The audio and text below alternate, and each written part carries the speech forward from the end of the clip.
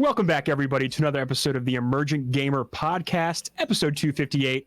I'm one of your hosts, Neo Ayoshi, alongside Felix Hergood. Hey, what's up? You tried to talk over me, Trip Zero. You did, and Trip Zero. I'm Trip Zero. I thought you said you were going to throw it to me, but I think you meant that after the housekeeping. The game that you're playing. Yeah. That's mine. Yep. That's after the bad. housekeeping. Yep. That's okay. Yeah. So housekeeping. Tomorrow. Well, as of recording this, we're recording this on Wednesday. Tomorrow, Thursday, the 9th of July, me, Felix, and a special guest, Doc Prefect, will be doing our spoiler cast recording of The Last of Us 2. You've been waiting for it. The cast of us. The cast of us is happening. The cast of us.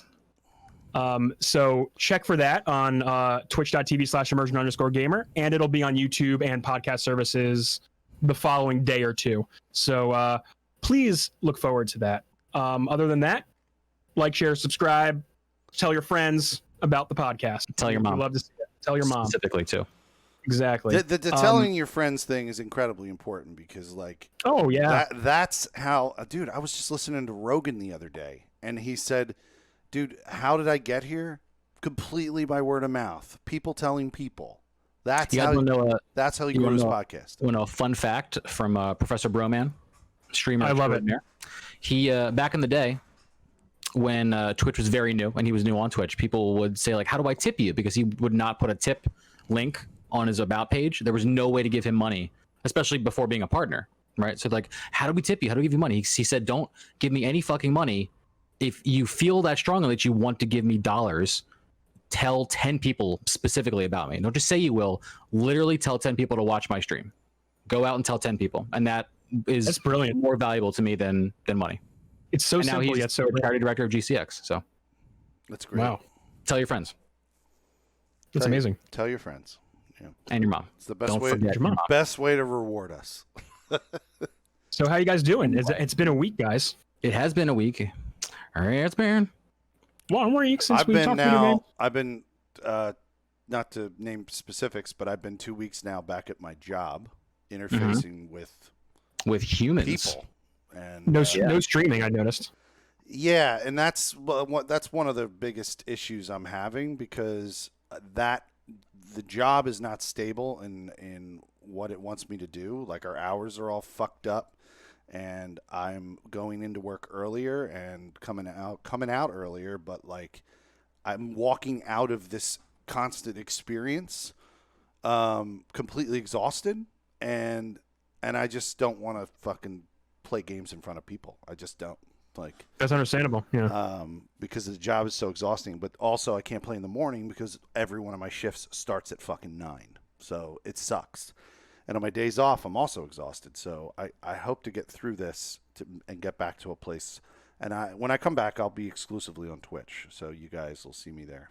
I just don't have a date on when that's going to happen. So catch me here every week. Hand forced in your streaming decision a little bit. Yeah. Fuck yeah. Mixer. Quit. If somehow you don't know out there in the streaming space, Mixer's dead. You guys thought I was going to quit Mixer. Well, Mixer quit on me. Fucking they did. They really did. Oh, I was in that shit all the way up to the bitter end. Mm-hmm. You were ride or die for Mixer, dude. Mm-hmm. You were like, no, I'm in on this. I'm with this. It's pretty funny, man. Like, that day after the announcement happened, I saw so many Mixer streamers that I knew and, like, kind of interface with just on Twitter and following, just being so, like, they sounded lost. Like, they had no idea what to do. I don't know what I'm going to do, man. And then, they all hopped on Twitch, and, like, their communities came over, and, like, new people found them, and, like, they're fine, if not better than they were on Mixer. You know, not to say Mixer didn't have potential, but, like, it's just it's so hard to carve out space against the giants that are there.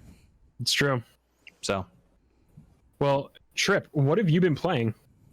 What have I been playing? Since the last week, I finished The Last of Us Part 1. And I started. We talked about that, right? We talked about. We did. Because I was in the DLC. I was in the middle of the DLC, so I finished The Last of Us Part 1 and the DLC. You did Left and Behind. I started The Last of Us Part 2 on Monday, and I am now 2 streams into that, 8 hours roughly into the story, and it is a time, dudes. I'm having a lot of fun with this game. compare your experience with the first one to what you've experienced with the second one. If we're talking straight up, you went right into it. Like I did, immediately one into another. If we're talking about straight up comparisons between the games, the combat in Last of Us Part 2 is so much smoother than Last of Us Part 1. Oh yeah. In terms of the character movement options and the speed at which you can swap weapons and making, you know, more viable in the moment combat options. So that's really cool to explore. What difficulty did you pick? Moderate. So you did moderate like I did. And I kind of I kind of like was playing and I'm thinking like, should I have gone one difficulty higher? Because I thought that the entire time. Kind of surviving, and I have like a shit ton of materials, and I'm leaving materials, and I'm like, I feel like I'm not being efficient. Like I feel like maybe one more difficulty click, I would just have enough supplies to get by, and still be clearing entire sections. One thing I noticed with the moderate difficulty is even enemies are a lot easier to face down. Like human enemies, especially like. The stealth aspect, it works really much like in your favor when it comes to any kind of enemy. Honestly, do you know have you read anywhere if you move to a higher difficulty, does the stealth not work as well? So I looked at the difficulty settings, and this has been praised across the board on this game. Was they have massive accessibility options for this game, and they have different difficulty sliders, so you can actually individually go, I want enemy stealth detection to be higher, or I can be like more materials or less materials, or you can make things more generous or difficult against you depending on what you want. That so you can customize your build for how the game plays. Exactly. That's really you cool. can pick which specific aspects of the game are harder or easier, and it's kind of dope. But I just kept it right down the middle. I probably should just gone a step higher though. I didn't even know this shit was in there. I want to play the whole game over and like fuck with the sliders. Because you still have an option. I already brought this up to you. You guys got all confused in the term sliders. I brought up sliders when I was talking about a baseball game. I fuck with sliders in the baseball game for difficulty. Because you lean so hard into like the concept of the interface mechanism, and we're like, well, just tell us what you're doing in the game. No. You guys know what sliders are. Trip. It was because of the term slider being used in baseball. Yeah, I know. There was so much confusion. You slide into bases. Like that's what I was. Just tell us what you were doing. You guys, are you talking about pitching? What are you talking about? Yeah, he started off with the most like umbrella. You guys generic know term. about sliders? Have you heard about sliders? No, bro. White Castle's too far from me. Way too far. White Castle's too far. But yeah, like the combat is sick. It's so much fun to play. The guitar mechanic is so much fun. Isn't that cool? Dude, and I discovered just by playing it that like the touchpad is secretly segmented into 6 sections, and you can pick individual strings. And you're fretted at whatever chord you're at, whichever chord you have highlighted. So like you could theoretically play a bunch of songs. I played the intro to Nothing Else Matters by Metallica because it's all open strings on an E minor chord. So I was like, oh, I can fucking pick around with this, dude. And it worked, and I like lost my mind. And I'm like, I would just stay here forever playing this. So what I did was I made a save file in that music shop for myself, then saved over it with like the primary save. So whenever I want off stream just by myself, I can hop in there and just fuck around with like the digital really guitar. Cool. You will run into more guitars later. Yeah, I'm sure. Joel was playing a Taylor in the beginning of the game, and that's a Taylor's a super high end guitar that people play up there like an acoustic. How would you find that in the apocalypse? Like how lucky you got to be to like get that guitar? No, he had that. That was his. Oh yeah, you think okay? Yeah, 1000%, dude. He brought that shit with him from that very first house in minute 1 of The Last of Us Part 1. He had that shit in there. All right. That's fair. It's like a $3,500 guitar. He had that shit his whole life. There was a video circulating this week of Blink-182. Oh, Mark Hoppus, yeah. Mark Hoppus playing "Damn It." Mm-hmm. And there's a bunch of YouTube videos of people who were like, "I played the Dragon Force song on guitar. Check this out!" Like on the Last of Us guitar. It's pretty impressive that they did that whole thing. Yeah, it was cool. But I gotta agree with you, man. The combat in Last of Us 2 feels amazing to just fuck around with. I was in your stream last night, and I was like, my favorite thing to do is to like pull out a revolver, shoot someone in the leg and they like stagger because like they react to whatever you do. Like humans will stagger. They'll take their arm if you hit them in their arm. That's pretty. Shotguns will take legs off. That was pretty consistent in Last of Us 1 too, though. I love that. Oh, it's even more so in this one for sure. Yeah. Hands down, like everyone does react like to what you do, and it lets you like just swap weapons, run up to someone, smash them with a bottle, or hit them with a thing, and then swap your weapon again, and then go to the next person. Like you can easily control the battlefield in like the most fun ways, like that I haven't like had that much fun doing since like Metal Gear Solid 5. Like because of all the options that you get in that game as well. And speaking of like a Metal Gear analogy, you've got the option to go prone right now, which makes like stealth in grass a very viable option. The newest going under cars too, it's great. Yeah. The newest development for me that I loved was the prone, man. I love the movement is just it's nuts. Anything and it smoothly works too. Anything with the mechanics, not the story that you're frustrated with. Right. Things that I'm frustrated with. Yeah, that's a question. Yeah, I'll tell you mine. Picking up objects in the world is still so slow and Red Dead-like, and it's annoying. Just like the grabbing materials around you kind of thing? You'll go to like a drawer and you'll hit triangle, and then like she'll like line up in front of it and then like pull it open, so the animation looks good and perfect, which I understand, but like it takes like an extra like I don't know. I know this is like kind of like I'm just bitching about it, but like 5 extra or so seconds to like open the drawer, and now I can pick the object up, and like that you do that like all the time. It happens throughout the entire 20-hour experience of the game. So I got in both games. I got hung up on. I forget about it usually after 3 hours or 4 hours of playing the game. But like the thing that I always get hung up on when I come into these fucking games that bothers me for like I don't know, is the fact that there is no button to put away a gun. It's bothered me in every game. It bothered me in the first one. They automatically put it away, they do, and that's why I forget about it usually because it just goes away.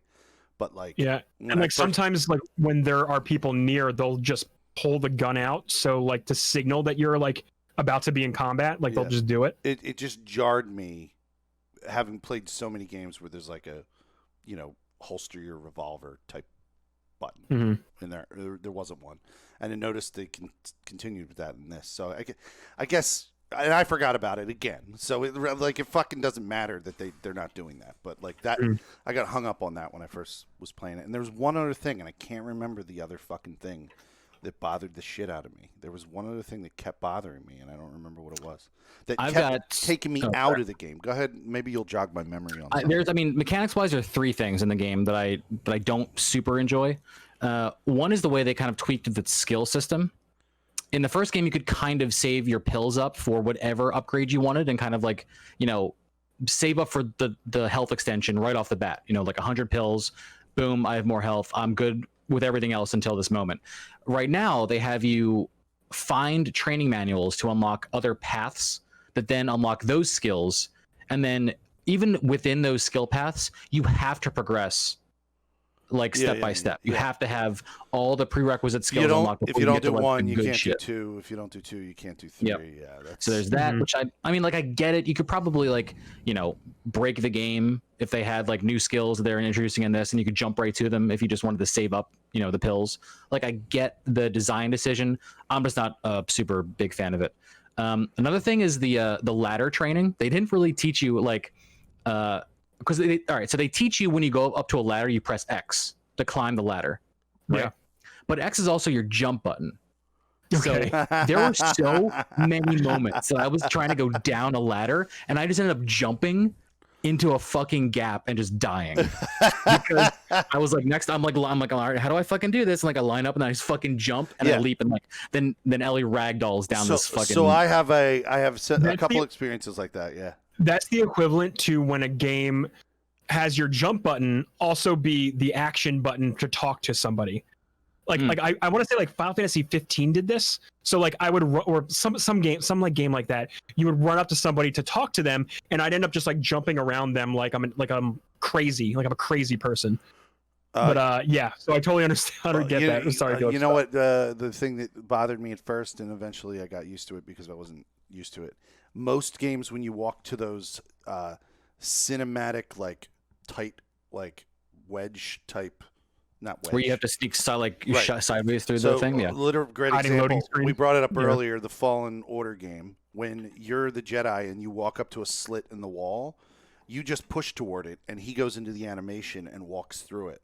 When I first was playing the game, it was super jarring because you'd walk up to a slit that you have to walk through, and then you have to hit X to get through it to activate that animation.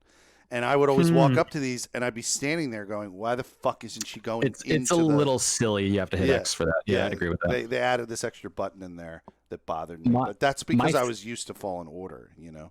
Oh right, yeah, true. My third mechanic shift is whenever you aim down sights in The Last of Us Part 1 and you hit the R1 button, that was your button to change your shoulder perspective of where you were aiming. Oh, yeah. In Last of Us Part 2, they made R1 a quick weapon swap. Mhm. So as you're aiming, you hit R1, you can swap to like your next gun in the rotation. So like you have your handgun I out, don't think I've ever R1, used that. all of a sudden it's your shotgun, all of a sudden it's your rifle. But I don't There's think they had a quick spam. weapon swap in the other There one. was no quick There was weapon not. swap in Last of Us Part 1. Right. So they added it and decided to take R1 as that button. And I thought the shoulder swap was gone entirely. It's not. I found it last night. Thumbstick? As you're aiming down sights, it's the square button. Mhm. Oh, really? Square is your shoulder swap. And like I was taking corners just really awkwardly because I was like, I hate that I can't swap my shoulder perspective. Then I found it. Yeah. Probably a good thing to put in your early game tutorial. Yeah, and I feel like unless I missed the option to, I don't think you can change around your control scheme in I this didn't game. try. I didn't try. I didn't look for it either. I would probably do that. I would make maybe like the square button the one to cycle through your weapons because you've already trained a player in Part 1 to change your perspective with R1, and you're adding a new mechanic, so like make use of a new button. You're not using square when you're aiming down sights anyway because your reload is R2, and again square out of ADS is your melee. So it's a good space for that too. They just, I guess, they decided R1 was what they were gonna go Yeah, with, I and ended up that's- mashing square a lot when I thought it was reload. Like my brain says square is reload for a lot of controller-based games. Sure. I'd end up just swinging randomly in my playthrough. You could see that a lot happening Mhm. with me. Oh, by the way, that's what I figured out is the easy way to put away your gun. Swing. Yeah. Oh, yeah, there you go. That. You start swinging your melee, and she puts the gun away instantly. Another thing, mechanic-wise, I just want to point out, the aiming is super hard. I don't know if this is just me, but the No. aiming was so annoying to just line up shots for whatever reason. I just had a hard time with it. I So I've had the exact opposite experience. You're just like snapping on a. shredding people in this game. well, I feel like I'm just like drunk aiming. it really depends on Literally, your. the first game I felt like I had no control over my gun, and this game I feel like I'm just like snapping off heads left and right. I think Neo, it depends So on wild. your. I think it depends on your play style. Like I didn't. It must be. I was more Oh, close. yeah, it can be. I went close more often. Like I Mm. would clear whole areas by killing everyone, like in silence. Like that's how I would do it quite frequently. Right. I really am happy in this game because I have in Trip. You just had the personal experience, and I'm replaying Last of Us on Grounded. I'm happier in this game that there are less situations where you have to kill every single enemy. Yeah, that's like definitely where true. you can go through a whole area and get to the other side and just pass by everybody. Because there was so much more of that in Last of Us 1 that I'm noticing where if you want to go to the next section, you have to kill every single guy. Even though Right. you've successfully gotten from point A to point B on the other side and got past everyone with no one knowing you were there, you still have to open some like door or something, and you can't do that until all the enemies are finished and cleared. And I noticed that this game did less of that, fell back on that less, and I appreciated that. Because I like the idea of like being able to like think about the speedrunners of the world, you know, like if they can figure out how to get through this section on the hardest difficulty without having to kill a single fucking person, similar to like Dishonored, right? Mhm. And they will. Then That's- reward that's- them for that. You know, don't That's punish. be the goal. Will be kill no one or as minimal people as possible Yeah. just to get to the next area. You know? and reward somebody for being able to do that because that's a really great stealth like success, you know. Yep. And that's one of the biggest criticisms I have of the first one, and probably a lot of people who are critics of the game have a criticism of that fucking fact because they force you into situations. But there were, and this gets into story, so I don't want to go in there. But there were some story moments in this that bothered me, that forced you into making a decision that you didn't really. If you didn't want to make it, you didn't have a choice, because the story just took you in that direction. But I don't need to get in the details of that. But That's we'll talk about that tomorrow. yeah, we'll talk about that tomorrow. Yeah. Mm-hmm. I definitely yeah, I gotta get some cliff notes, Neo, on all the story beats. 'Cause Well, I gotta figure out. I'll write a little thing Do you up. mind doing that? Because I was going to ask you earlier, and I was like, that sounds like a real imposition. Like, I'm like, Neo, can you do the work for this episode? Just take your phone out and type yourself a little note. I'm dude. What do you think? I'm going to, but I know Well, he's going to. tomorrow's the episode. Look, I When are just you going trust to? him. I trust his thoroughness. Okay. That's Okay. it. I trust his You, thoroughness. you always leave a note. If I find always leave a note. Yeah. You always leave a note. I didn't position it as write a handwritten thing out of a note. I could also said, find a plot I synopsis. said, like, do that's you not a- know an article that's good enough that like summarizes all the shit again? You know, I can that's find it. something. That's all I was I can saying. find something. That's all I was saying. All right. Anyway, Trip. So yeah, so that's been The Last of Us. You guys are gonna explore it tomorrow. That's been the big thing that I've been playing. But I also did a little. I did Cooking Simulator as well as a fun game on my birthday, and that was fun as shit. So is that like Surgeon Simulator? Is it like the same people? Yeah, it's very very similar to that. Yeah, and I had Marley over for the birthday, and we were kind of taking turns playing a specific cooking simulator scenario where it's like a Christmas party, and you have to cook for people that show up at your party who have specific tastes, and you have like a couple hours to do it, and you have to make the perfect food with the perfect flavor and the perfect like delivery, and it's wild, man. Like Cooking Simulator is so dumb, like complicated, that it becomes funny. And the goal was like, if something breaks in the kitchen, like that's when like you take a drink, like you have to carry plates around and like measure out oil and liquid and like not catch things on fire and follow instructions and recipes and ingredients. And it just imagine like how ridiculous any of the simulator games are, and it's that but with cooking, which is a lot of fun. Oh, that's awesome. You got timers. I mean, you got things that are blending. It's imagine all of that and then trying to deal with it all on like a mouse and a keyboard. It reminds me of like Overcooked, but like more of like a first person thing. Yeah, it's very like technical. Where Overcooked is simple, and it's like stressful because you have to like get the stuff out at a specific time and you have to do it repeatedly. And like you just press a button to chop, and then you carry and you bring things. So Overcooked is like a fun multiplayer thing. Cooking Simulator is like it's the simulation of like owning a restaurant. Like if you play the campaign, you have to buy all the ingredients, you got to stock your shelves, you got to clean up the restaurant when you're done. If you break a bottle of oil, you got to wipe the bottle of oil up. It's like for someone who really is into like the cooking or restaurant life, and you can get a lot of playtime. Is it in VR? I don't know if there's like a VR kind of add-on to this. I want to say no, but I don't know. I feel like it's been out a couple of years, and if anything, they might have made one at this point. That would be nuts. That'd be actually really nuts. It sounds really cool because I like cooking and I like chaotic video games. Kind of. Overcooked makes me mad, but I'm coming in. Awesome. Sorry, I was typing something in the chat. I'm coming in on this. Is Cooking Simulator like more realistic, or is it? Yes. But it's not like a cartoony looking.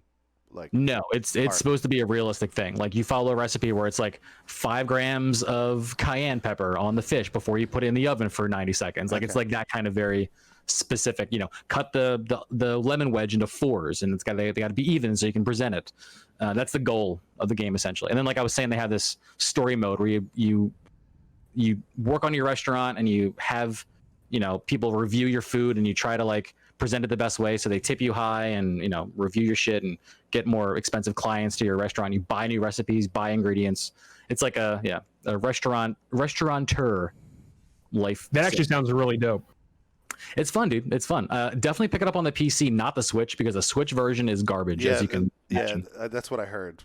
Yeah, It's like it's so precise. You need the precision of a mouse to kind of control things, and just the sticks on the Switch are not it, and the graphics on the Switch for this are not it, and it's just very, very, very tedious. I guess if that's your only option and you really want the experience, you can do it, but this is very much a PC game. I saw it first maybe like a year or so ago. Lyric was playing it, and it just looked like the funniest, most reckless thing, and that's why I scooped it, and it ended up being pretty fun. So they had the Christmas add-on, which is what we did. They've got like Food Network competitions. They just released like a baking specific expansion. So there's like a lot of like real life cooking mechanics you kind of go through. Do they do like a Great British Bake Off style thing? I don't know. I haven't dived into the cooking thing, but I wouldn't be surprised. I bet it's competition based because all their expansions seem to be outside of the main story. Nice. So yeah, that was a fun time. That does sound pretty fun. That was my week. It was on sale, I think, recently. I don't know if it is anymore. I'll check. As someone whoever goes still next, on the Steam sale, I believe. it might be actually. Let me just search. Is it going to tell me that like you already own this? You can't see this. $13 currently. That sounds like a deal. It's normally $20. Yep, there it is. Still on sale. It does look. Cooking Simulator VR. Whoa, that answers our other question. Oh, Planned release date Q4 2020. So the end of this year, Cooking Simulator in VR. Holy shit, man! that I would so be you'll be able to I'd look be around the so whole. down. You'll be able to Fun. look around the whole kitchen, huh? Yeah. and control everything with your hands. Like pick it Yeah. up, do a little bit of it, a little bit of this. A little Mhm. There's a trailer. It looks hilarious. That's dope. Yeah. It's pretty good at like actual cooking mechanics, just sped up. You know, like obviously you're not baking your fish for only 90 seconds, but like the process of flavoring it and like putting the right amount of oil in the pan and measuring things out, it's very much like what you would do if you're trying to learn how to like get into this routine of actually cooking. So Dude, I used to make drinks as a bartender. That was the closest I got to cooking, and I wonder if there's a there's bartending probably a sim- bartender yeah, simulator. I turned it into a pretty awesome art form. I made all kinds of drinks. I used to make old fashions, and I used to, Did you? I did you had my shave- own. I had my own Bloody Mary mix that I made. Yeah. What'd you say? bartender VR simulator. Did you shave ice? Did you hand shave your ice? That's like a big thing right now. We didn't. That wasn't a trend then, and we didn't have anything set up to be able to do that. But we did a bunch of really cool shit. I worked at a boat bar, like in a marina. So like, you ever heard of the term captain's bar? No. Captain's bar is a bar that comes off in a U shape, like from a wall. That they call that a captain's bar. Okay. It's like you're the captain of a ship, basically, and that's what I had. It was it would the most you could work behind there were two people. You couldn't Got work, and it was just a captain's bar, and all around me would be the bar stools, and beyond that were the windows that looked out on a river. So it was kind of beautiful, actually. It was really serene. But yeah, I did that for a lot of years, and I used to make all kinds of like intricate frozen drinks, and I had my own Bloody Mary mix that I made up, and they gave me. I was like the bar manager, so they gave me like the keys to like open up and shit. That's what I did before I came up here to Philly. So Nice, dude. yeah, You real life bartender simulated. yeah, I did it for real. So, Just called having a job, but that's what you did. yeah, for 3.5 years I was a bartender. It was great. I bet you were a good bartender too. Yeah, but you know what? I'll tell you the truth about bartending. It's super depressing because you get all these like you get these amazing people that come in and they're at their highest Let me point. tell you a secret. The people are at their highest point quite frequently when they're drinking, right? Speaking of, Problem is, then a majority, there's a small fraction of people that are always fucking at the end of the party. So they're sad and pissed. They're getting in fights. Of course, dude. They're Of course. the one guy who used to sit at the bar and fucking feed his kids chicken fingers so he could just keep playing video poker and get fucking smashed. You know, and his kid, it's like 11 o'clock at night, and I'm like, Roy, you got to fucking take your kids out of here, man. I got to shut this fucking You bar gotta go down. home, dude. You got to go home, man. Your kids are crying, and you're feeding them chicken Of fingers. course, his name is Roy. His fucking name's Roy. Fucking. Sorry to any Roys out there listening. Yeah, sorry to any Roy's, but yeah. All right. Yeah. So I'll go next. Are you all? We're done. Yeah, We're good. Good segue. yeah. Good And you segue. guys are gonna like chat into Last of Us in depth tomorrow, so that'll Yeah, be fun. we're gonna do that. Yeah. Yeah. So stay tuned for that. I'll go real quick. I didn't do a whole lot of video gaming this week. I went away this weekend, but I was feeling the Naughty Dog production values, and I wanted more. So I ended up going back to Uncharted 4 because, damn, Naughty Dog makes some damn good games. That's so entertaining, that game. It came out in 2016. It still looks like it came out this year. Like it's incredible. They put the work into those games that let them last like that. The games 3 and 4. One day. you have to. Three is good. Like I would just play it for the experience because those games are just fun. 3's real janky, dude. Yeah, it's got its moments. Got some I just fucked up went glitch 1 shit. to 2, and then I just stopped. I hard stopped at 3 years ago. I was just like, I'll get back to this, and I just never did. So I have to do that before 4, obviously. You should. four I mean, on yeah, you should. Sure, But right? 4 is on Yeah. like another level, dude. It's like Their plot lines insane are how not good. connected, though. You could. I think I remember we had a show where we talked about the gameplay they revealed, maybe at one of the E3s. Like them, it's him and Sully at a big marketplace, and just like the crowd dynamics. Then they went into like this car chase, and we're like, the mud, dude, look at the mud. Like that was a whole show. I think we I had. played that scene last night, and it holds up. It's good. And like one thing I was pointing out on my stream, because that whole scene, it's a whole thing. Like you leave a puzzle room, right? Like you do a whole puzzle, you leave, you go, oh, we have to get to this character, and then you go through the crowd, and then you get into a Jeep, and you're getting chased by a gun tank, like a tank's chasing you. Yeah. And the game perfectly, like this is how good they are at like designing levels and puzzles and everything. The game actively visually tells you where you need to go, just by the way the game guides your eyes, right? Like it just does it. Like it doesn't want you to stay on the road because that's where the tank is going. So what it'll do is it'll use environment cues to go right into this alley and drive down this way and just keep going through these alleys, and like it'll actively guide you on where to go. The characters are also talking the whole time. They're telling you like, oh, watch out. Sully's like, go through this way. Oh, go through that alley. Like Drive to the right, like, Nate. yeah, it's exactly. And Where are you and going, Nate? The game is literally directing you Pretty good in this action scene. Like it's using all these cues to make an awesome action montage for you. Like it's guiding so you, well but done. making you feel like you're not being guided. That you're making the calls and the decisions, and you're just part of this whole sequence that's happening. You're hands down in control the whole time, and then it leads up to like after that whole section happens, you're abandoning your Jeep, you're jumping onto another Jeep, you're getting into fist fights, you're catching like when you run out of ammo with a gun and you punch out somebody, their gun flies in the air and your character will catch it, and you're instantly back in like shooting. Like everything is so beautiful and cinematic. The way they do this pulpy action, it's a joy to play. Like honestly, it is just fun, and the story is engaging, and it's just so well done. I can tell you there's only one part in the whole game that I hate. Which part? I want to know. The very goddamn end. Of 4? Don't say it. I'm not going to spoil it. But Larry, the very last fight. Oh, I remember it. Mechanically, there's a problem, and you know what the problem is, and I always have a problem with this in all games. When I'm going to revisit it. I'm going to beat the game this week. I'm getting close to the end, but I remember you know what mechanic in any fucking Uncharted game I hate. Sure. Okay. Quick time events. Quick time events. Yeah. There's too much quick time event shit at the end. Yeah, I get why they want you to do it, because it's like the culmination of like this action movie, and they want to cinematically present it. No, but it breaks that. It breaks it for me because if you fail it, the character it's like going back to Dragon Slayer from the arcade. The character moves forward, then there's a hole, he dies. You start over. Character moves forward, there's a hole, he dies. So the game it's like Uncharted is like it's like you have to do it this exact way, otherwise game over. It flows perfectly until you get to this final fight scene between Nate and a bunch of people or whatever, and there's just cuts. Quick time events, and I kept dying over and over again on that final.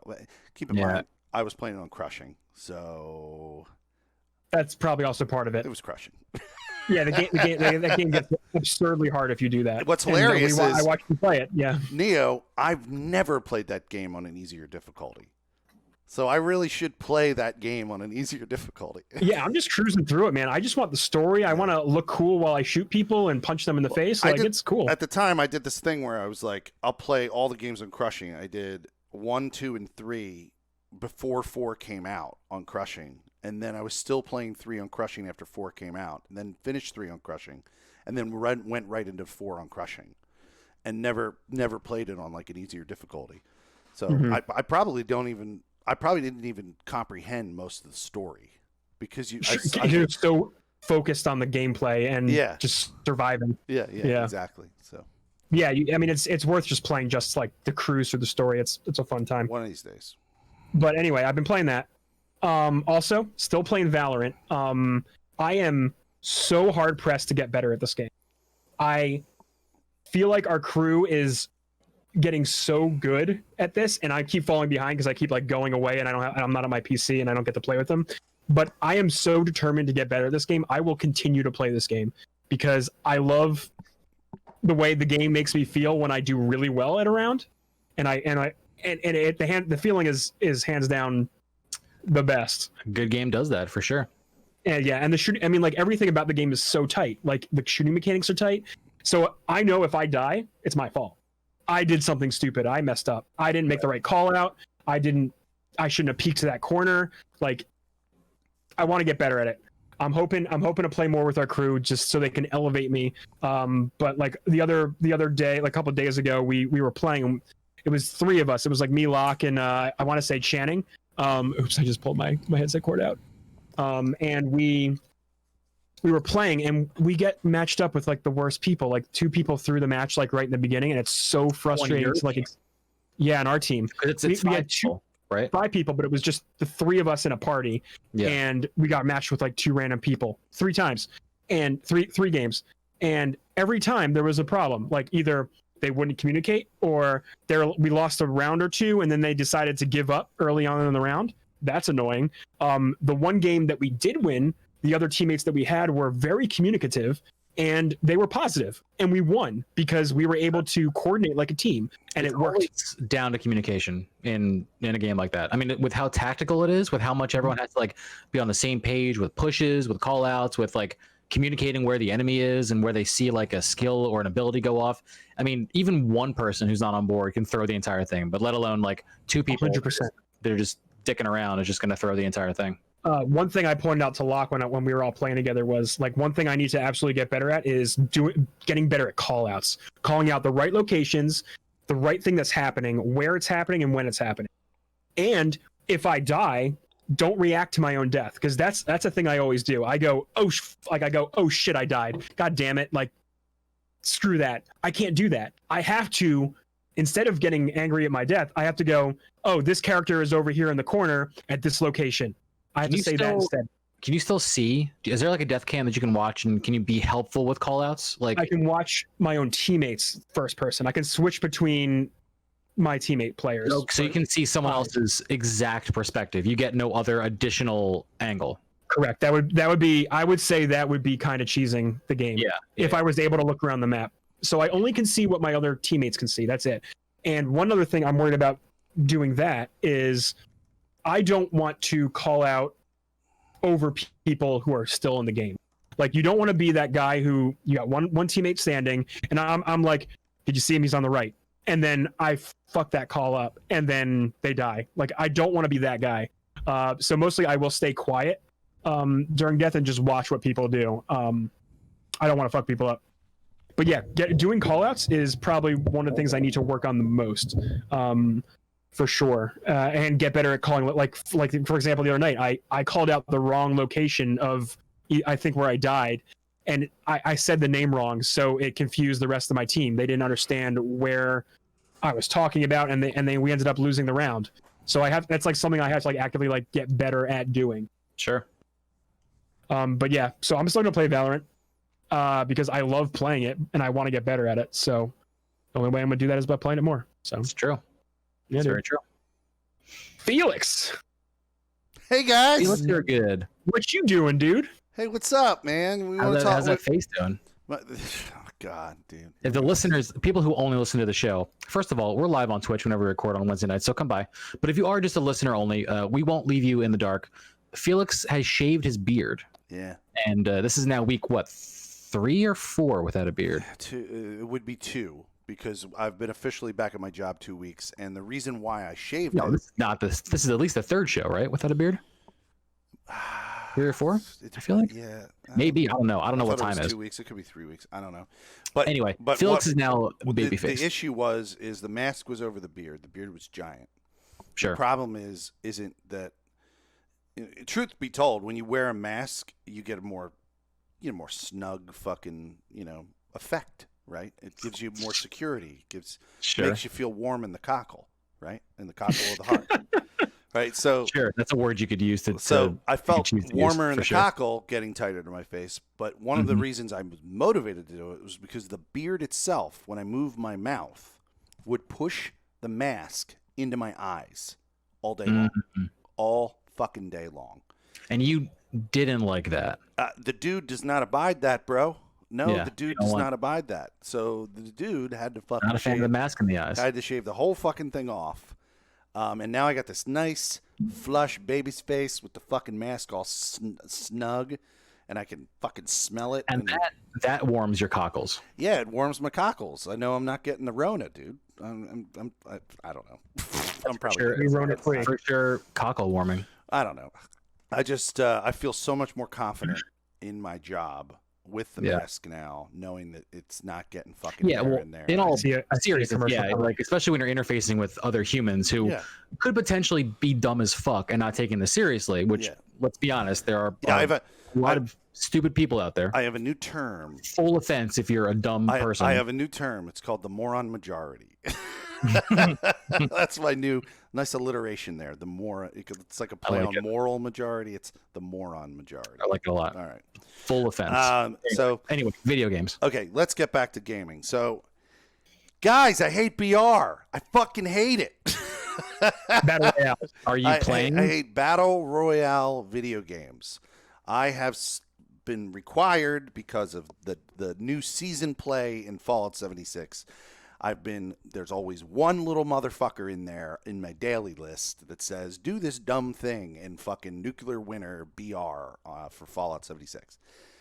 I'm not saying they're making a bad BR. They might be making a great BR. I fucking hate BRs because, well, here's what they're doing bad about their fucking BR. The minute the match is over, it dumps you to the fucking main menu of the game. What the fuck? Like that. Well, they generally do that. They all do that. Who the fuck designed that if they all do that? That is fucking stupid. Right? You push That's me. how it works.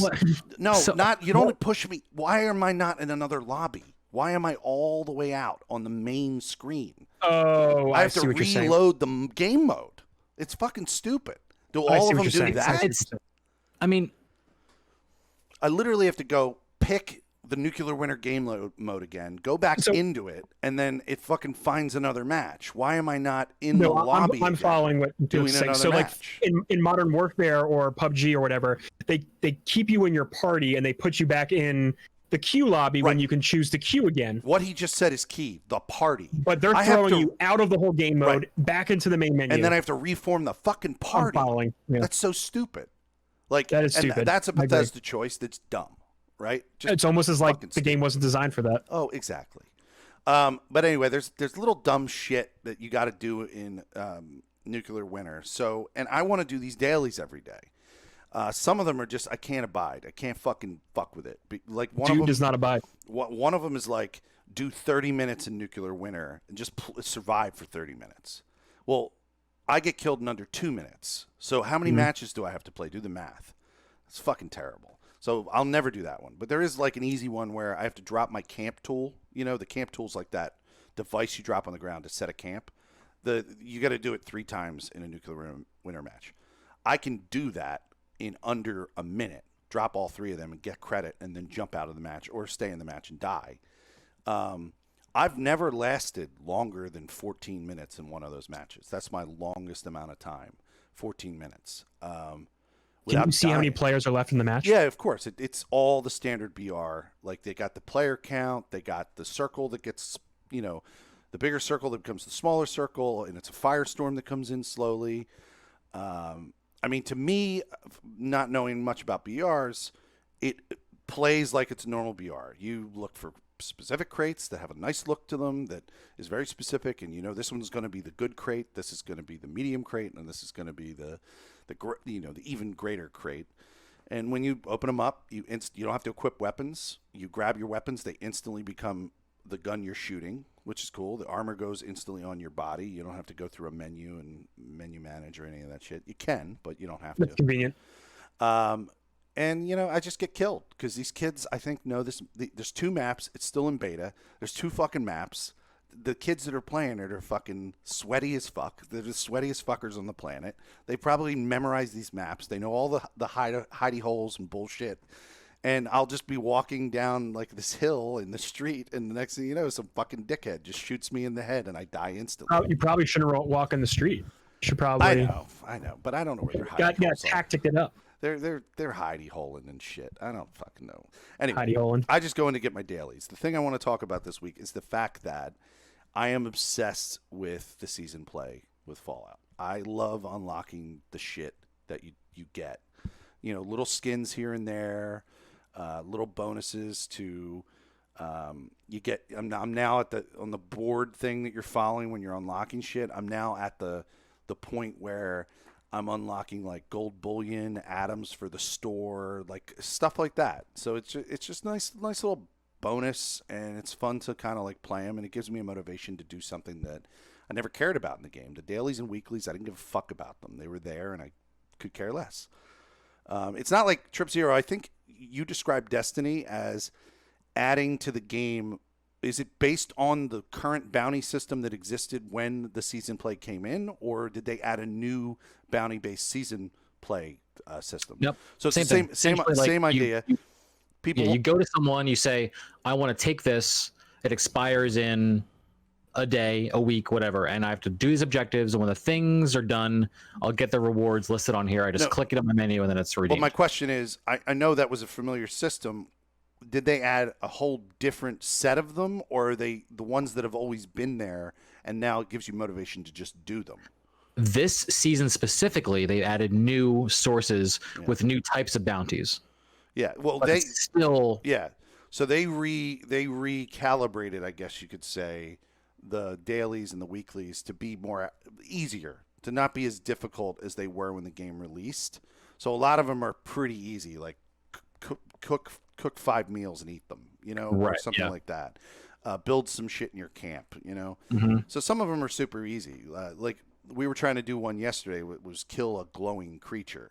Well, only a seasoned player, like someone like myself or the guys I play with, are going to know where the glowing creatures spawn, right? So we knew where that was instantly, and we went and found it. You know, a player who's only been playing for a couple weeks isn't going to know where to find a glowing creature the minute you play the game, you know? So it's cool. I said this, I think, in the pre-show. I'm going to say it here on the show. And someone said it to me about this game in regard to me. They said, I think Fallout is your foundation game. It literally is. And I think you need to just continue playing it because it's something that you're becoming an expert on. And you can, you know, I don't think I'll get so as far into it as to like create YouTube videos like fucking Oxhorn, that guy. But like, I am pretty passionate about it, and I do know it more than any game I've ever played, which is weird, right? Considering how controversial this game was, that I just didn't stop. I kept playing it, and now I'm to this point where I'm like a guru. People ask me questions about it all the time, so I'm like, I've never been that way with a game. I mean, I've never been the expert guy. No, and that's like a good reason to enjoy a game and to play a game because you feel like a sense of ownership. You can guide people through things. Like, it's not bad. It's, I mean, you know, you might get, you know, memed on it because of just how, you know, you are with it. But like, that comes with the territory. I mean, that is your game. As much as we make fun of you for it, you're the guy. Like, you're the guy I would recommend anybody in my life who wants to play this game should talk to you unequivocally. You're the one. If they want to be sold on it. Let me tell you, I just want to, cause I was super excited about it. Okay. I know it's not really related to like show news or anything like that, but like it's not rare, but it is something that hasn't been dropping for me. So, have you guys ever heard in Fallout, a build called a bloody build? Do you have an idea what that means? Is it like melee based? I'm gonna guess. Yeah, I was gonna say that too. There's a perk that drops on certain guns. They're called bloodied guns or bloodied swords or bloodied. I was totally wrong. It's not melee based. It's not melee based. Yeah, so what a bloodied perk is the lower your health, the more damage you do with the weapon. So you can create some super devastating bloody builds where you crit like in the thousands, right? So my buddy Jay Prince, who some of you may know, Jay Prince. Jay Prince. So I finally got a bow drop, you know, a bow in the new DLC, the Wastelanders DLC. They introduced the bow to the game. You know, everyone loves the bow. I love the bow because it's just like the Skyrim bow. If you ever play, I love a good bow. If you ever played the Skyrim bow, the game Skyrim, the bow feels exactly like fucking Skyrim. It's great to use. So I finally got a bow drop. I got this. It's called like the Zealots bow. The perk on it, Zealots, is you kill Scorch easier. That's all it is. And it was okay, and I had a good time with this bow. And I unlocked all these like mods, like explosive arrows, plasma arrows, fucking flame arrows, like all this cool shit that I've unlocked, right? So my buddy Jay Prince got a drop, and we did a trade. He got a bloodied bow. Now, the way I've been playing my character is my health bar is all red, mostly radiation, and a very, very small amount of health. This bloodied bow crits over 1,000 when I kill enemies now. It's fucking insane. I can kill a level 50 Scorch Beast in 4 hits. Like, it's nuts. I've never been that powerful in Fallout 76. And Yeah, I mean, it's cool that the Fallout has that ability, because games that have longevity have the ability to make builds and have the players have fun and experiment with things to kind of keep the experience fresh. And then the people that are like you, that are, you know, community leaders to some aspect, can be like, oh, this is what I've made, this is how I play, and then people will compare what they play to you, or they'll go to you to ask about, you know, tips in that kind of that lane, that gameplay lane. I do want to shout out Mod Kyle, who did help me along the way, because he sallied forth in the game and got super end game really quick when he first got the game, and he was able to unlock like all the mutations in the game, which are an end game thing where you can mutate your body to like do crazy shit. He was able to get me like, I think, the marsupial perk, which you jump twice as high. He was able to hook me up with this other thing called adrenal reaction, where the lower my health, the more damage I do. So all of this compounds to make this bloodied bow like this masterful fucking weapon of death, and I'm super excited about it. Anyway, that's all I want to say. That's what I mean. That's pretty cool. That was a big week for me getting that fucking bow. Hell yeah. Because I've been waiting for a bow for so long, and then Jay Prince was like, "Oh, I got a bloodied bow here, dude. It's got some perks that you might be able to use." And I was like, "Holy shit, we got to trade!" I ended up giving him an anti-armor, and this is a powerful gun, an anti-armor grenade launcher. So it ignores 50% of any enemy you hit's armor. So as long as he has perk cards that like build up his explosive, like he's gonna have a devastating weapon as well. So it was a pretty good trade, but it was fun. I sorry, I nerded out a little bit. I did a little nerd scrum. You're allowed to, dude. I nerd scrummed a little bit, but man, I'm fucking pumped at playing Fallout right now. It's probably the best the game's ever been. I'm really glad you have a game that gets you that pumped. Yeah, I know. It feels good. But yeah, I mean, all the jank of a Fallout game is still fucking there. Oh yeah. It's part of the charm. At this point, for all of us, it is a part of the charm. We're like, you know, the other day, my friend Splorence, he's like stuck in a fucking wall. Every time I load into my camp, I built my camp accidentally on the spawn part where I spawn.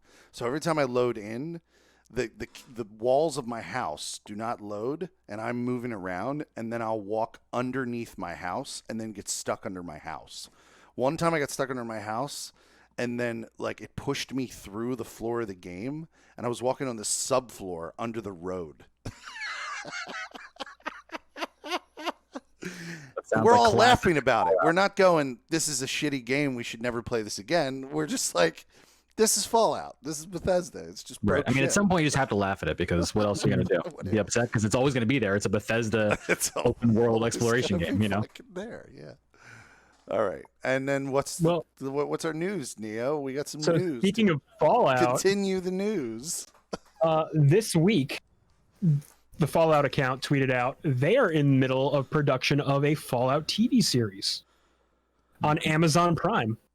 Writers Jonathan Nolan and Lisa Joy, the showrunners of Westworld, right, are making a Fallout TV series. It's Jonathan Nolan, the Nolan. So it'll be good for two seasons. Jonathan Nolan. 2 seasons is what we're saying. Jonathan Nolan is the Nolan I'm thinking of.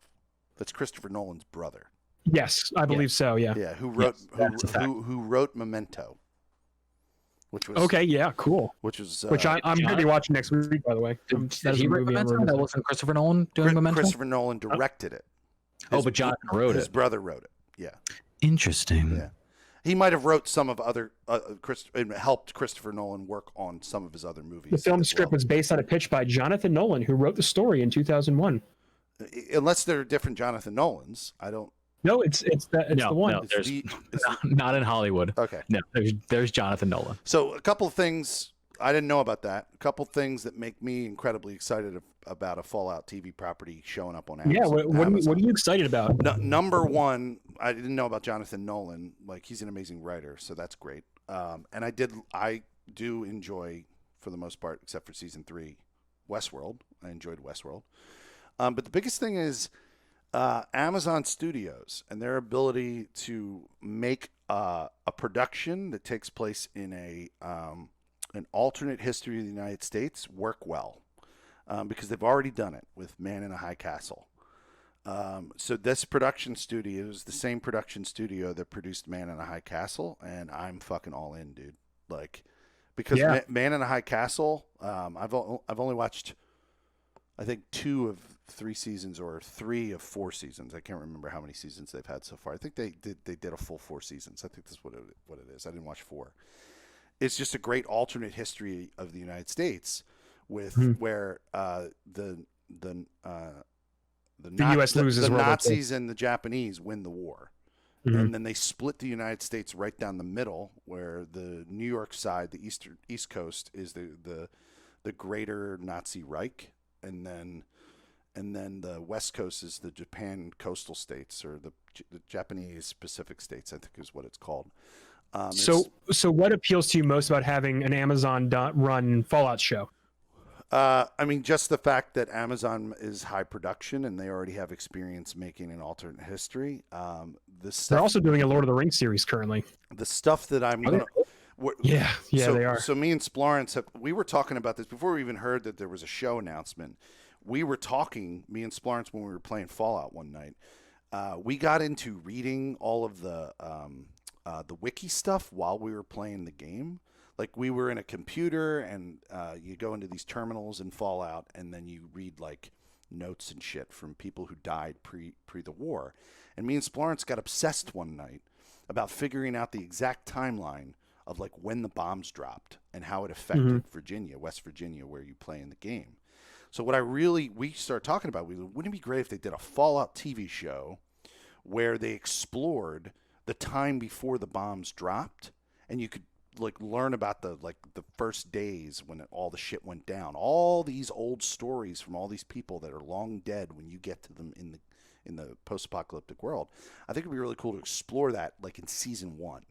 So season 1 hypothetically plays out before pre-bomb, right? You have this world, and then you meet these characters, and then it's like post-bomb, right? I would love to, like, growing off of your idea, I would love to see season, like, just hypothetically speaking, season 1 would be like a setup for the bombs dropping, right? And you watch Vault Tech be the company that goes, oh, we're preparing for the inevitable war with China that's going to happen, right? Yeah, exactly. And they set up the vaults all around the world, or all around the U.S. If you guys don't realize this, or you didn't look into the backstory, it happens because of fucking an oil war. They were fighting over oil. That's the hype. In Fallout? Yeah, so here's the reason why. You're like the Bife of Fallout. So the reason why I'm the Bife of Fallout. That's so funny. So the reason why everyone runs nuclear. Get on YouTube. What are you doing? Right, go ahead. The reason why everyone runs nuclear technology. All the cars are nuclear. There's, like, appliances and households that run on nuclear energy.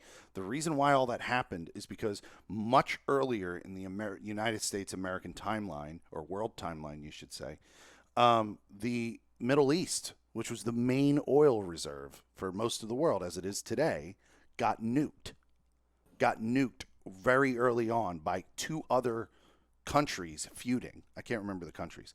But they nuked themselves. Oh, it's definitely Israel. It was Israel and, like, a couple other Middle East countries. They all nuked each other. And that whole area, all the oil became contaminated. And the world couldn't use it anymore. And the reason why there was a DLC with Fallout 3 that was about Alaska, Anchorage, Alaska, is because the war tips off when China invades to get the United States Alaska reserves. the oil reserves in Alaska. That's what this Battle of Anchorage and Battle of Alaska is all about. Right after the bombs what leads up to the bombs getting dropped. It's because the bombs get dropped because China wants the oil reserves that the United States has. So it's crazy if they get into any of that in the show. The potential, yeah, like Fallout's lore and deep storytelling are what could make this an amazing TV show. Yeah. I feel like, yeah, like all these games have, like, I would read all these novels, like I'd watch all these movies, all these TV shows. It's cool they're doing it, because you're right, like it goes back a long time, the history and the lore. Mm-hmm. And like even like Fallout 1 and 2, like those were like very heavily story driven. They had a lot of deep history, like even in those games, like they went very deep into the world building of the Fallout universe. Especially with Fallout 1 and 2, because they were based on pen and paper RPGs, who you had to have a shit ton of story pre-planned out, because all the game was like rolling virtual dice and moving along a board. So you had to have all that shit kind of planned out. But I disagree with you on one aspect, Felix, about your potential idea. Yeah. I feel like you need to have season 1 of this show. If we're, again, talking hypotheticals, we have no idea what's coming. I feel like season 1 needs to be in the wasteland. Oh, and then maybe a second season. Or a flashback. Or flashbacks could be a thing. Or like Lost style. Yeah. Lost Doc work very well. Episode 1 maybe is like the beginning. Yeah, or so end of episode 1, the dude wakes up and is out of cryo sleep in a vault or something like that. I was just thinking in the beginning, invested in the world. No, I agree with you. Experience it in the games. It could be more compressed, because like the appeal of the games has always been the post-apocalyptic nature of the world. So I agree with you. Maybe compress it into one episode. Like the first episode explains the back history, the setup, how all the shit setup, happened, and then through dialogue and actions and events and shit. Very similar to how the players do it, people start to discover shit about what happened long ago. I agree that could there is they could endless storytell potential for this to be amazing. Yeah, for sure. The only thing that I worry about, because I did watch a Fallout fan film, is if they take some of the stuff in the game. Like I'm talking about clothing, and I'm talking about dialogue styles, and I'm talking about like Fallout is also inherently goofy in nature. Fucking goofy. There's a lot of goofy things that happen in those games, and I worry how that is going to, like, in a video game it's different, but how is that going to contrast with like a bloodbath, right? In this visual medium, I wonder if because of the writers they take it a bit more seriously. Like Nolan. No, I know they would take. They would everything. totally take it more serious. But if they're going to maintain super gore. Like how that I could perceive Fallout translating to the screen. It's like a slasher movie and how gory it fucking could be, right? If they went that route, like think about like the perk that always existed. One of the notable perks in the game, it's called Bloody Mess. Bloody Mess is you shoot a body and you shoot a person and you kill them and they fucking explode. They explode into like a bunch of bloody body parts, like. That kind of shit, I worry that's going to bring it in and make it too hokey. You know what I mean? Like, and of course, this fan film that I watched fucking did, and it was so bad. I was just like, this is just corny, fucking goofy shit. Like, that was a bunch of YouTubers take you probably. Seriously. I have a feeling because of the nature of the writers and it just being on Amazon that you'll see probably a more grounded take. I have a feeling it will be more grounded, closer to Westworld in the Fallout universe. Closer to Westworld. So I'd be that's like the wave of TV. The wave of TV is like the gritty realism, peak TV. No one's going to want to watch like a campy, high quality show. If it's going to be a Fallout show, they're going to want like drama, maybe some light jokes, some light humor, like not a full on dramedy, but like, they're going to want people to believe this world to really sell it. Right. Camp is not how they get people into this universe directly. It's going to be the serious, like, imagine an alternate future of America. Like that's going to be the pull. Yeah. My worry is they Walking Dead it, and they just kind of drag their feet along with the story or whatever they do. That is my one concern if they do go that route of like Wasteland Survivors and whatever. Well, it's got to have some of the charms of the game, because if it doesn't, then it's just your normal run-of-the-mill bullshit post-apocalyptic story that we've seen 1,000 times. Their post-apocalypse stories have a bunch of different skins in culture. I'm trying to think of shows that I watch that are all similar, like Walking Dead. Walking Dead. Walking yeah, Dead. that's the one I think. Fear Of. the Walking Dead. I started watching Van Helsing. Did you ever watch that? The movie? It's a TV show about a female Van Helsing, right? Oh. The only thing that makes that different than The Walking Dead is the fact that there's a female in the show named Van Helsing. Like, it plays out kind of like The Walking Dead. They're trying to survive, except what's killing them outside is not zombies. It's vampires. It's vampires. Like the world is flooded with vampires, and they gotta kill the vampires. They gotta survive the vampires. But so it's like I could see it falling into the tropes, the too many tropes, if they don't give it the character that it has. So that's how I feel about that.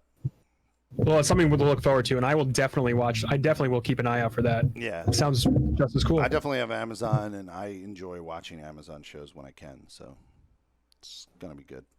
Other TV shows that are happening that are video game related. Yeah. Sims is getting a reality show. I don't even know what you're fucking talking Yes, about. they What are. does that mean? As the What does resident that Sims mean? fan, how do you feel about this? How's that gonna go, bro? I'm stoked, dude. What do you mean? How's it gonna go? It's gonna go great. How's it structured? What's it about?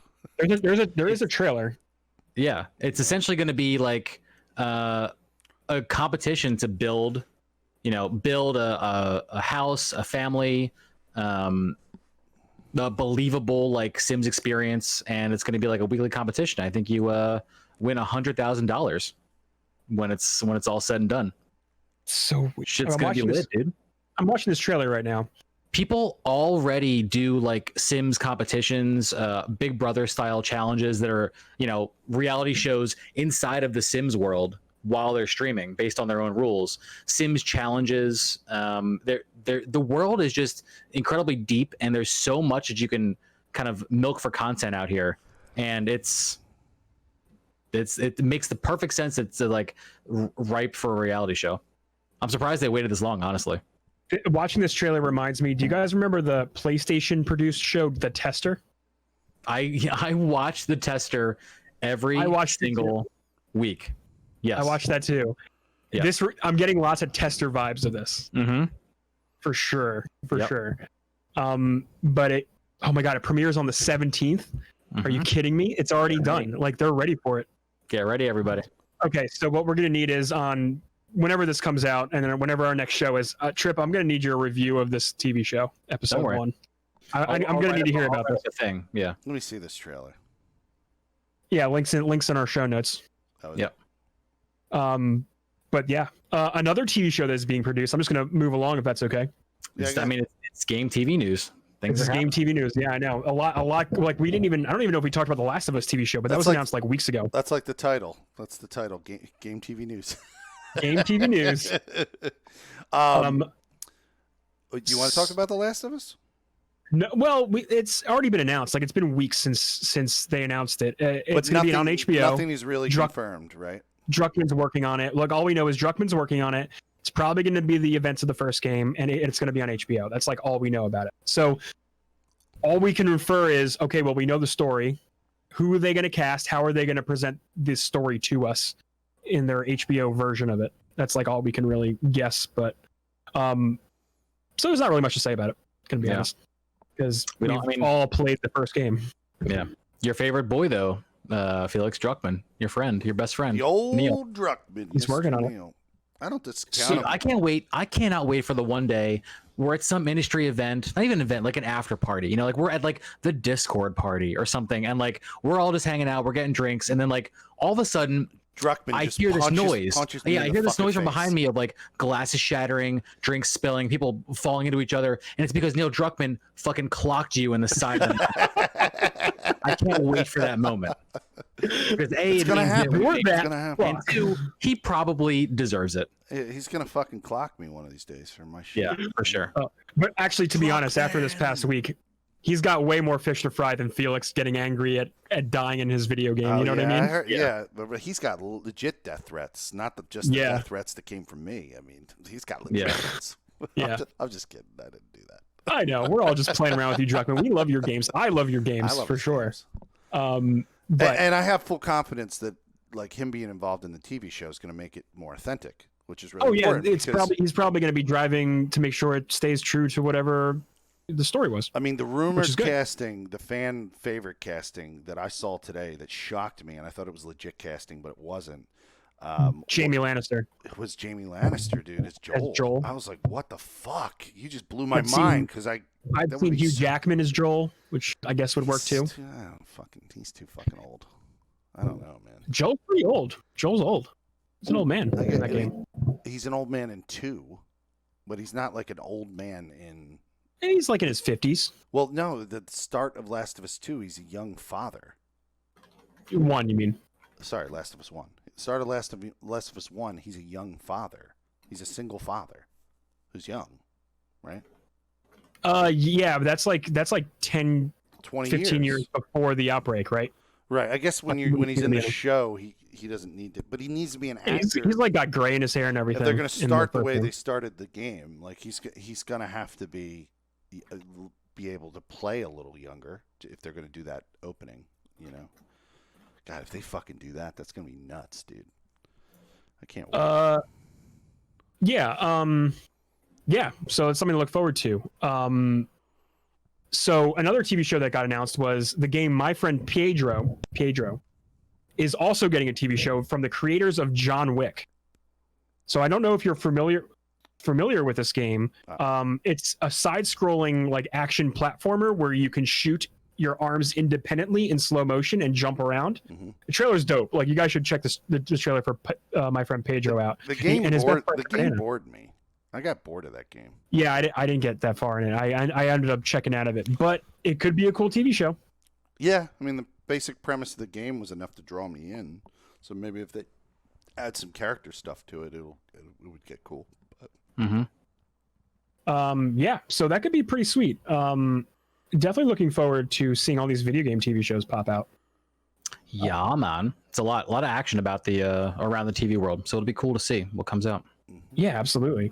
All right, cool. So those are those articles. All right, so next news story. All right, this is kind of a rumor, but Microsoft is reportedly interested in acquiring Warner Brothers Interactive, which is a big get. Currently, AT&T owns it, and this includes the studios, Avalanche Software, Monolith Productions, NetherRealm, Rocksteady, and TT Games, and various other. Oh, that one company owns all them? That is all under Warner Brothers Interactive, which AT&T currently owns, and they're looking to sell it. AT&T is currently looking to sell it off. There's been a bunch of rumors of like what's been floating around, who wants to buy it, like Sony, EA, maybe. It's been bouncing back and forth. But that means like you get like the Batman games, you get all WB properties, Lord of the Rings, you get the Lego games, you get Mortal Kombat franchise. That's a lot. Yeah, right. But it's something to think about because like then they're not under the umbrella of Time Warner, right? Because AT&T Time Warner is the same company, right? So they're not under that umbrella anymore. So what does that do for the licensing of the Mortal Kombat games and the Injustice 2 game?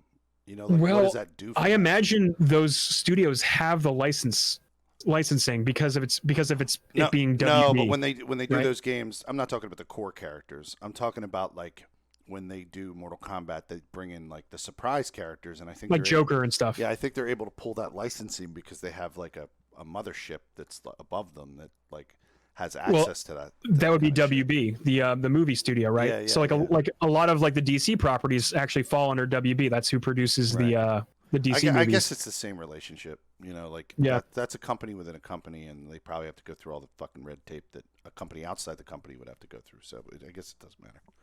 Yeah, so like what would you think of like if Microsoft got this? That would be a huge get for them for the next generation. They've made some moves for getting studios and developers and things kind of trying to rival PlayStation's little. They're trying to acquire major IP. The fact that PlayStation owns a lot of really good first party studios that make a lot of really good first party content, and they have to essentially like compete with that if they want to be taken as seriously or have good exclusives. Yeah, I mean Sony over the year has cultivated all their studios to be what they are. They've given them the freedom to do what they want to do, and you get places like Naughty Dog and Insomniac and even Kojima's new studio, they have full liberty of whatever games they make, and generally they come out with bangers. Like, you know, Yeah, true. if they can get, because like even at E3 like a year or two ago when Microsoft came out and was like, we bought what's that studio, Ninja Theory, we bought this studio, we're getting all these studios under our belt so we can have the best games, and we have still yet to see the fruits of those purchases, except for like Hellblade 2, Senua's, you know, the Senua game. That was announced, but like that didn't come out, right? it's announced, yeah, correct. And aside from like Halo and stuff, which hasn't come out yet. Fucking State of Decay 2, man.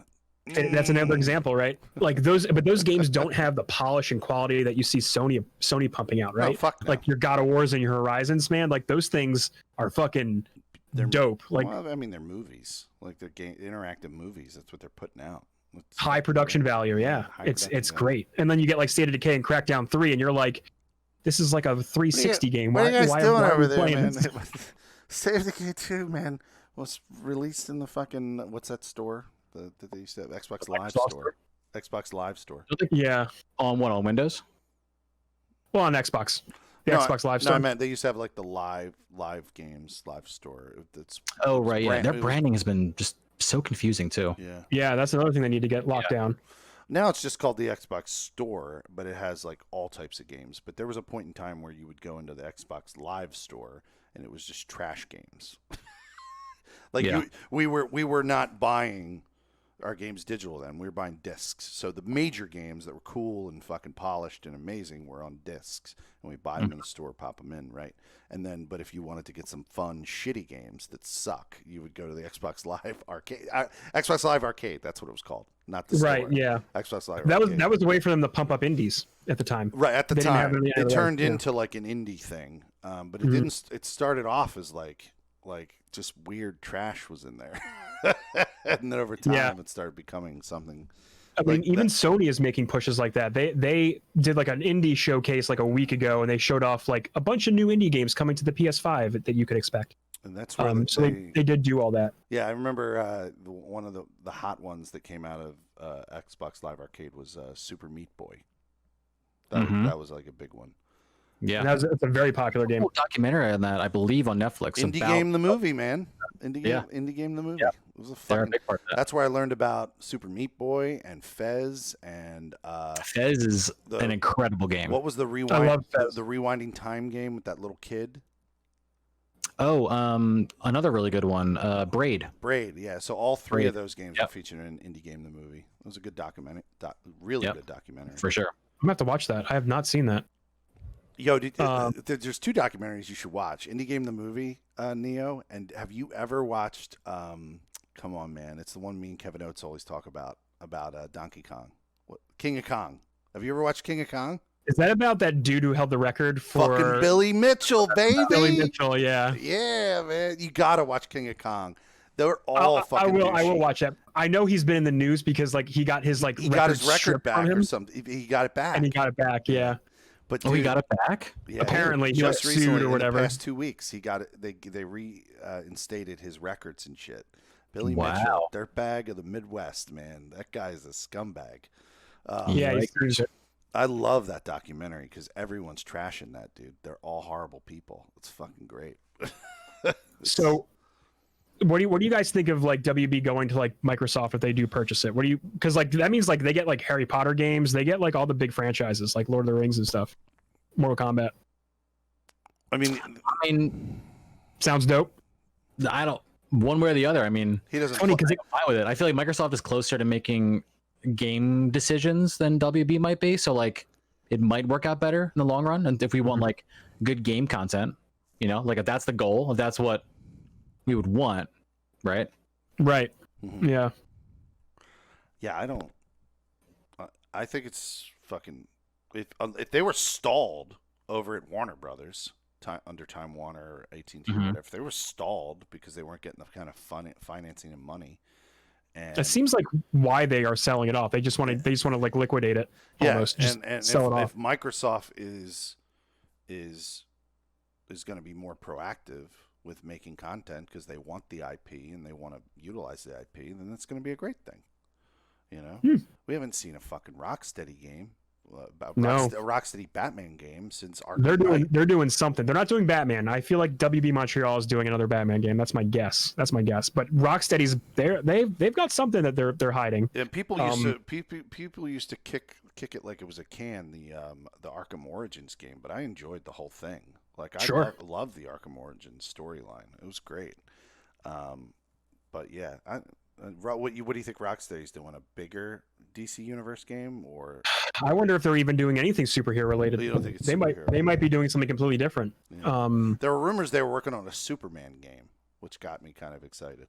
I think a lot of people generated that hype because of the end or because of in Arkham, whatever their last game was, Knight. Yeah. They had like Lex Luthor in it. They had a lot of references to Metropolis. There was definitely some intertextual work going there. Saw LexCorp headquarters and like all that shit. That was fun. Mm-hmm. That was a good game. Yeah. So moving on, apparently Microsoft is reportedly against publishers from charging upgrades to the new consoles, like graphics and performance upgrades. Now this comes into the news because earlier this week, 2K Games, the makers of the basketball game 2K, NBA 2K, they positioned that if you want to buy their game on the next gen console, they're going to start the price at a higher price point for the next generation. So this also brought on this also brought on the conversation of games for next gen might be $70 instead of $60 moving forward. Like it just might happen. Fucking Mauer from the Fireside. Mm-hmm. He commented and he had this recollection, and I don't recall this, but he said, wasn't there a time period in the past when games were like $70 or $80? I believe there were. But they went down at one point to 60 and they stayed there. I remember back in my youth, Nintendo games were $50. I remember that because I would save up for a $50 Nintendo game quite frequently. There was at one point where games were coming out on Steam and consoles. Like I want to say the early 360 PS3 era. And the PC versions were always $50 and the console versions were always $60. Yeah. Which blew my mind because the PC, even at the time, you still got the PC version that is usually the better version. But I have no recollection of there being $70 video games. And then Locke, I think, jumped into the chat with Mauer and started saying that Sega CD, and I think he said, did he say N64? It was some later Nintendo console version, were 70, like at one point, that their price was $70. There was a time, I want to say like Super Nintendo era that was like the case. Yeah, maybe. They were like that pricey. I mean, I just don't think as a kid I would be willing to save up $70 to buy something. Like no, we've had this price point for so long, which is part of the problem. Everyone's used to it, right? And like time is blurring. And then there's microtransactions, which everyone I think mentally says like, okay, it's cool that we're paying this because we're supporting them for longer by buying the in-game skins, emotes, whatever the fuck, you know? I mean, like that's part of what we accept as people buying these games. So like, will we accept $70, which is only $10 more, right? But then you see that 70 versus like the $59.99, and you're like, oh, this is a shit ton more money. Even that game will probably still have emotes and skins and microtransactions. And like, look, I think we need to, you know, like the industry is so expensive at this point, and games are not, honestly, compared to like their development cost. No, you're absolutely right. It's this. I have no problem paying more money for a complete experience. Put more effort, yeah. Because right now, I'm buying the $70 game. In some cases, like Mortal Kombat 11, I bought the $100 game, and it still wasn't the whole game. No diggity. It was all the characters. Sir. The 100 was all the extra characters that they released over time. But then they surprised us and said, there's a whole other storyline DLC that could go with this for another $40. So I paid $140 for the whole game. And look, don't get me wrong. I understand the purpose of the microtransaction, all those other costs associated with like DLC and stuff. That supports the developers' ongoing efforts to maintain the game. Like I understand the purpose of it. But paying more in the long run up front, I'm okay with. Like, that's totally fine by me. Yeah. But will the vast majority of people? That's really the question. Mm-hmm. You know, I'm gonna say I think they will, because a new generation turn is a good time to do this. Because at this point you'll be like, well, I can spend $60 on my PS4 version, or I can, $70 for the newer, better, hotter version. The high-res version of the game. So you think there might be 2 SKUs in like a store? Like the $70 version of the game, which gives you updated, better graphics, 60 frames per second or whatever, and then the shittier version. Yeah. You think they'll do it like that? no, I think they're testing the waters to see the feedback about this. Yeah. And I don't know if 2K is going about it the right way, because they're kind of just like shoehorning and forcing people to be like, oh well, if you want the better version, you gotta shell it. It looks like the bundle. Let's see. I'm gonna open this article here. Yeah, the recommended price will be $69 for the PS5 launch.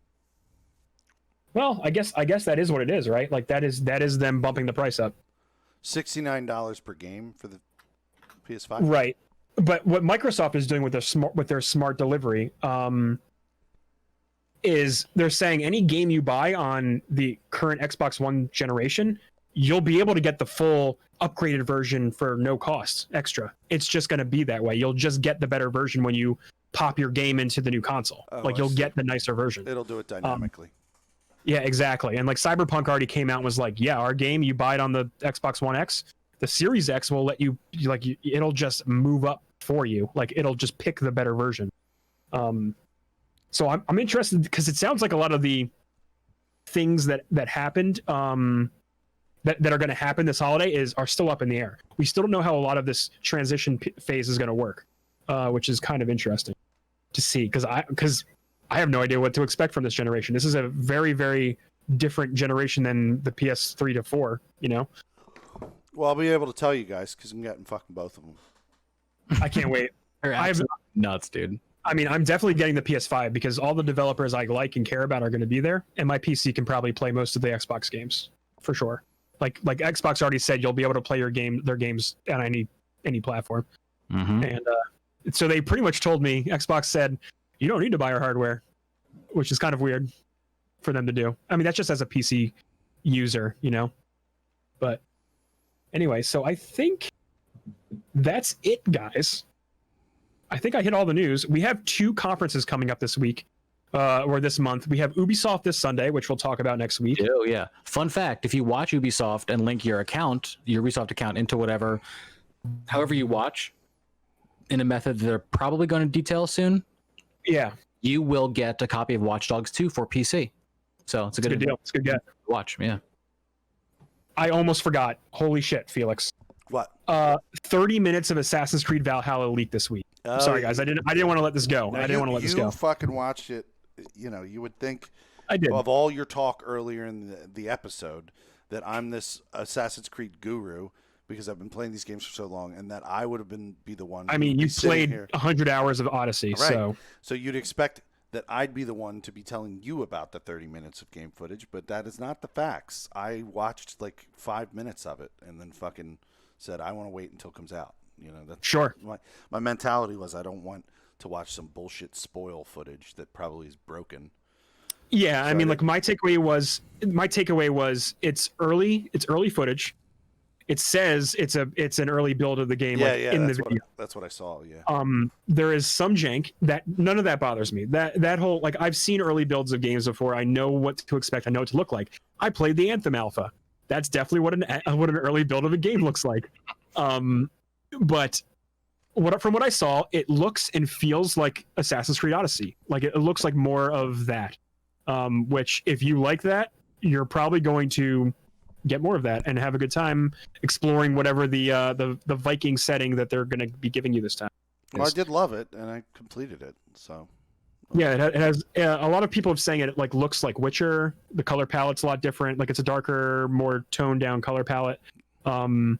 But I mean, for me personally, what my takeaway is, I don't like the Odyssey combat, and I didn't like what I saw of the Valhalla combat. It looks like way too floaty.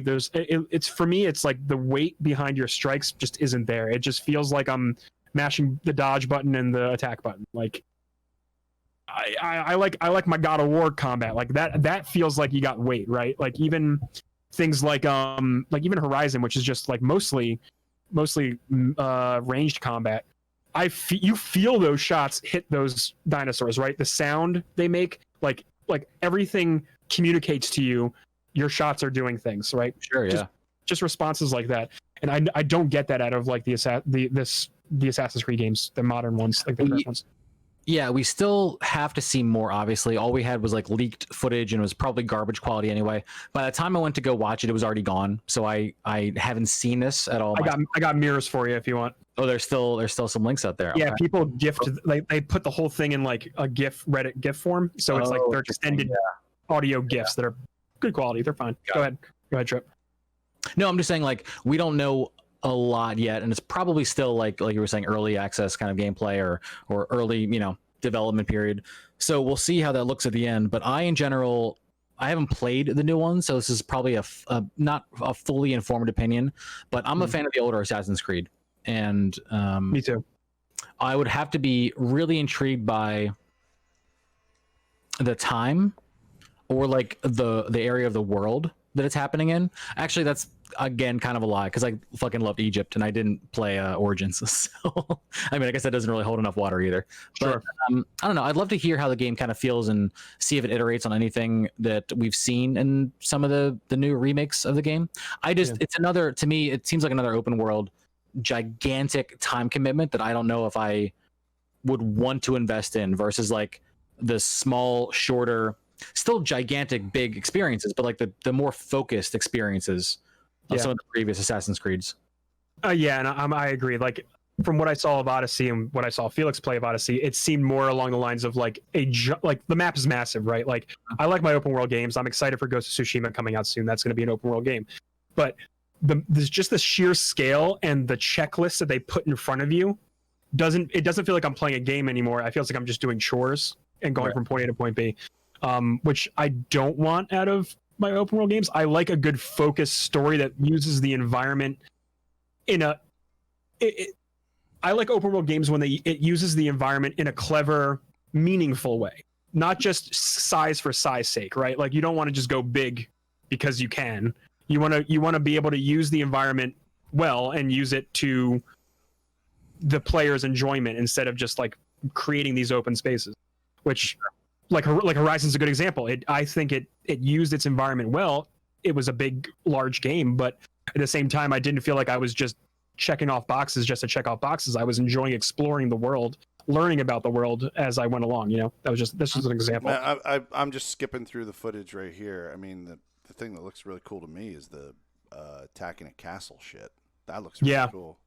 Yeah, it was one of the missions that they played. The mission that was played was a castle assault. And if that becomes, if that's like, okay. Also, you can play as a woman, so they're doing the male female protagonist again, like they did in Odyssey. You mean the single protagonist where you could just flip it to male versus female?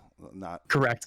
and didn't bother to write a whole script for the woman and a whole script for the man. That double, like multi-gender protagonist. I mean, look, you could speak to that better than I can. I didn't play the game. I mean, I can't remember if it was you or Trip defended them when I complained about that on one of our shows recently. You were like, "That's a lot of work, man." It is a lot of work. I mean, even Mass Effect was the same thing, right? I expect them to fucking do because it's work. If you're gonna market your fucking game as being, "Hey, check this out. You pick a woman, pick a man." I expect two entirely different stories, not because of their gender, just because. Well, like it reminds me of Mass Effect. Like you're literally just picking the gender of your character. The story is the same. The choices you make are the same. Right. Yeah. I just pretty much. Yeah. I think it would be neat to like travel around the world for different reasons. You know what I mean? Like. Yeah, you're essentially just playing the same story as the different gender. Like if you pick the dude, you start the game on the rooftop of your house. If you pick the woman, you start the game on the rooftop of your house. Like it would be neat if you start as the dude. He's like walking in maybe a fucking Greek like legion.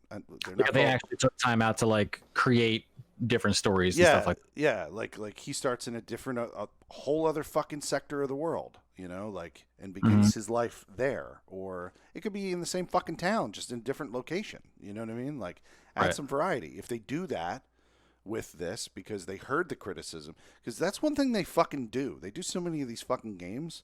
Each game is like each game is a test of mechanics and features that they could develop further, and they listen to feedback. You know, like Assassin's Creed 3 was the introduction, the test of the ship mechanics. There was like 2 missions in that game where you took the ship around. People loved those missions. People loved they it. ate it up, and they said, "Fuck it, let's do Black Flag." And it's like the whole game is you're in the entire Caribbean. Yeah, exactly. And it's amazing.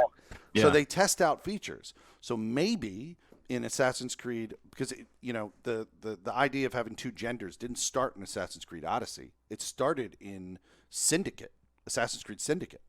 And here's how it was rendered in that one.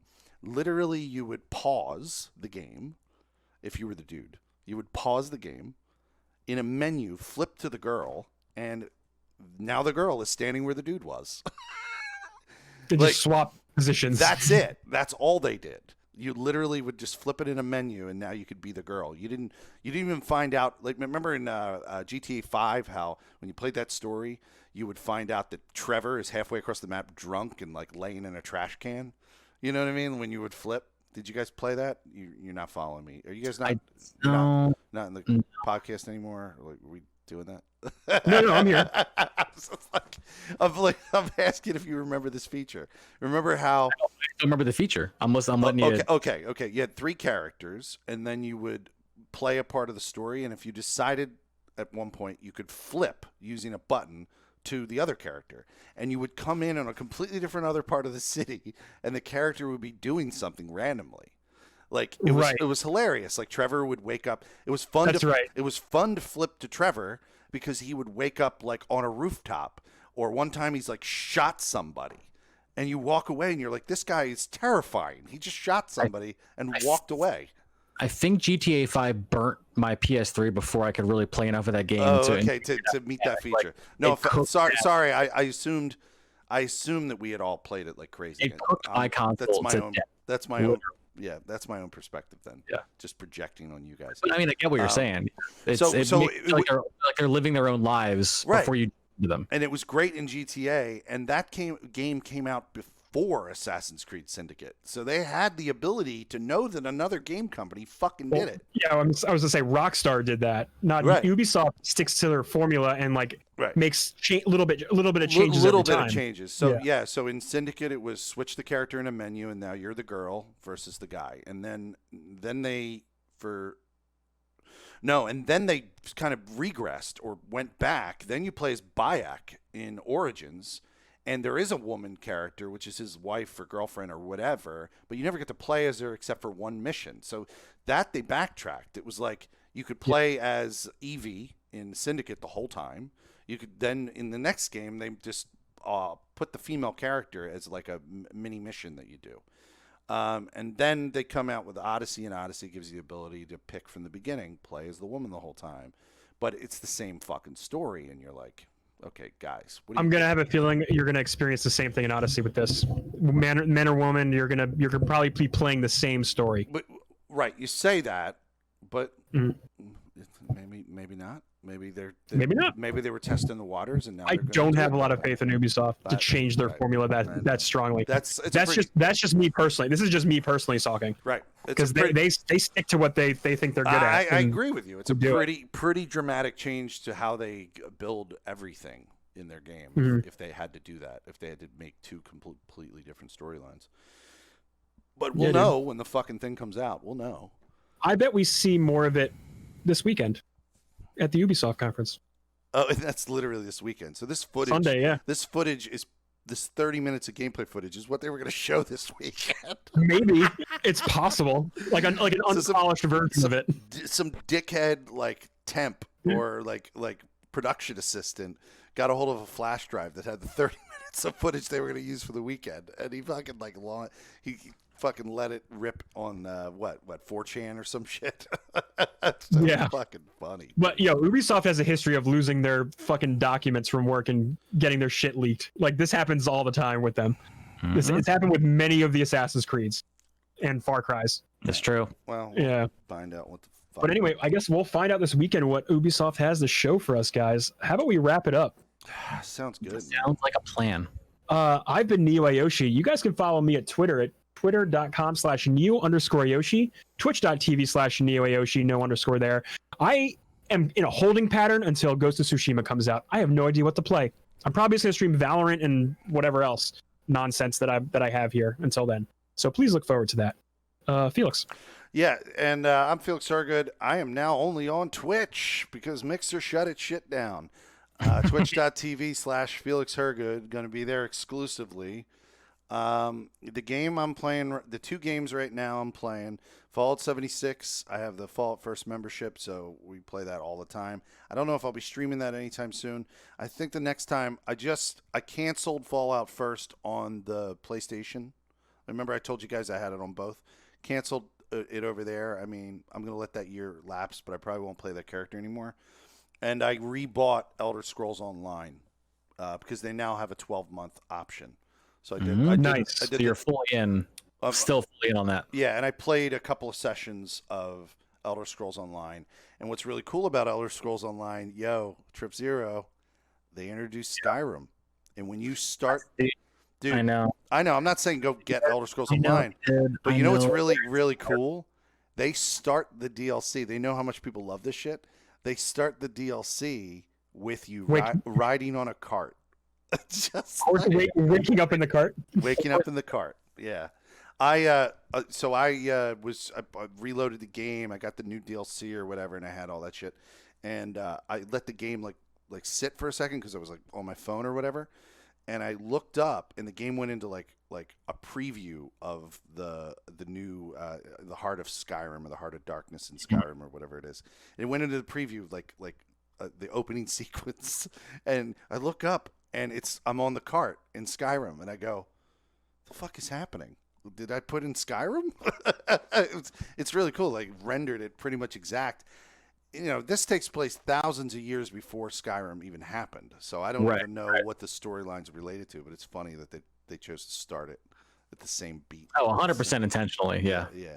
Just to remind you at the beginning of Skyrim. That's funny. So I'm going to fuck with Elder Scrolls Online, and I don't even know what I'm going to be playing. Lots of things. Ghost of Tsushima, for sure. So Trip.